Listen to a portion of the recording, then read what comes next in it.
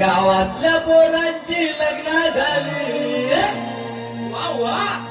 एका वर्षात त्यांना पोरं झाली.